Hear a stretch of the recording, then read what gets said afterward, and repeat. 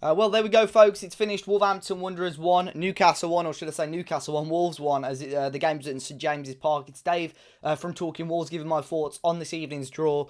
And let me know your thoughts, as always, guys, in the comments section down below. And be sure to hit the like button and subscribe to the channel if you haven't already. Bit of a strange game, bit of a end-to-end game at times, a game that was frustrating at times, or probably frustrating throughout both ends of the pitch, really. But yeah, as always, I go through the lineup first. It was unchanged for Wolves. We saw Rui Patricio starting goal again, a back three of Romain Saiz, Cody and Leander Dendoncker, left wing back of Johnny, right wing back of Nelson Semedo, Neves and Matinho in the middle again, and a front three of Adama Traore, Willian Jose and Pedro Neto. And we almost sort of reverted back to the old Wolves, where it was quite a slow build-up for the first sort of 25 minutes of the game. Took us a long while to grow into it, which was a bit of a difference from the Leeds game, because I thought we started the Leeds game last week quite positively, whereas obviously this game we started a lot slower. We allowed Newcastle, obviously, a lot of opportunities. The biggest one probably in that first half was Almiron, who broke our back line way onside. Such a quick and pacey player, and you'd be backing him to bury those chances, but he's clipped the outside of the post and it's gone out. So we did get away with that one, to be honest. And they obviously had a goal disallowed as well from Alan and St Maximin, who I thought, how long did he play? Probably about 60 minutes. He was frightening.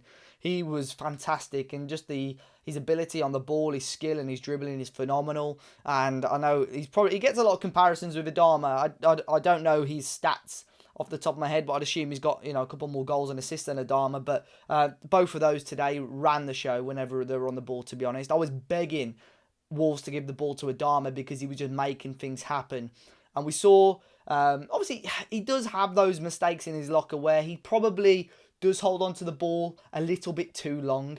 I don't think as a whole, I don't think the team was snappy enough in possession. A lot of players held on to the ball for too long today, but you saw every time he got the ball, he drove us up the pitch and he just caused Newcastle nightmares. First half as well, he created two opportunities for us. The first one being a great pass to Neto, who should at least be getting it on target. And then he played a deeper cross for Neto as well, who's got to be laying it across. He's gone for goal on that occasion. But going back to the St Maximin, obviously, goal that was disallowed. He did phenomenally well, obviously, to take it round our players.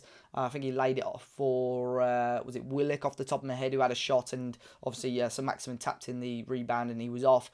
To be honest, at the start of the move, though, Semedo lost the ball. I thought that was a foul. It was soft, but you see him giving all the time. Just, the annoying ones where a player's got his back, he's literally going nowhere and just drops to the floor. I felt there was more in this Semedo one, and Mike didn't give it. So I was pleased that it obviously got disallowed. I would have been quite frustrated if that goal had stood. But yeah, quite a frustrating first half of Wolves. We had those half chances ourselves, but I'd say obviously the star men were Alan St Maximin and Adama Traore. But no team had got a real hold of the game. I think Newcastle probably would have been the happier of the two teams. And going into the second half, Wolves started okay, but once again we've been done wide with a cross into the area and headed in. Jamal Lascelles, who I believe scored against us in the same fixture last season. Again, for me, Neves has got to be getting that a little bit tighter on the guy that's crossed in the ball. It was poor defending initially on the right-hand side anyway, so Maximin causing us more issues. And then the guy on the right-hand side who's about to cross it in, Neves has got his hands behind his back, which I'm not a big fan of, but I sort of understand players doing it now with the whole handball rule, and there was a couple of handball shouts today that could have got given. But yeah, he didn't get tight enough for him. He slowed down and just allowed the winger to get the cross into the area, and it was a big header by Lascelles, really, and that was a real kick in the teeth, really, because we know we're better, or we should be better than this Newcastle side, but we played a little bit too negatively, especially in the first half, I think, but we turned it around, and I felt, with 20 minutes to go, if we could get a goal sort of before the 75th minute, we definitely had a chance. And what a goal it was. It was Ruben Neves with a header, probably the most unlikely of goal scorers in the area, and with his head. And it was a really, really top quality header. An outstanding goal, really. You could argue, from a Newcastle point of view, Dubravka, we probably hoping that he would have got more on it and saw it out. But obviously, he made up for that towards the end of the game, which we'll touch on shortly. But yeah, a huge header from Neves. he scored another goal in 2021. I'd assume he's our top goal scorer since the turn of the year, and he's up there. I think he's probably top 3 or top 4 goal scorers in the whole league since New Year's Day as well. So another fantastic goal, and it's good to see him contributing towards the end of the game. He was getting himself in the area a lot more.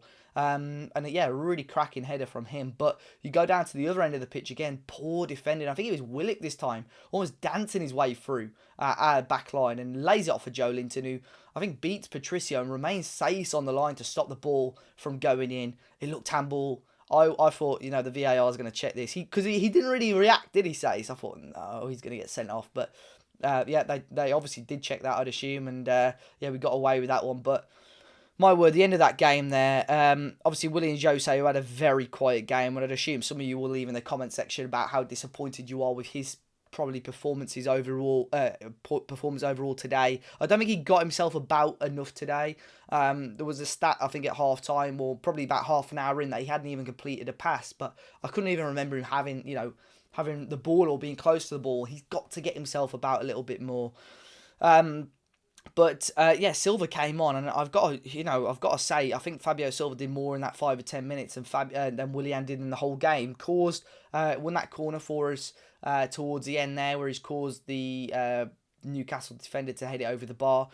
And then, my word, I think he almost had most of Wolverhampton on their knees celebrating with that chance. Ball into the area, he heads it so brilliantly, and Dubravka literally knows nothing about it, does he? I think it hits off the top of his arm, clips the outside of the bar or post and goes out. These fine margins, and honestly, that would have been huge for Fabio Silva. Absolutely huge, and it's a shame. But at the end of the day, look, I think it's a disappointing result, you could say. We had poor spells throughout the game, but that sort of run towards the end of the game was really positive.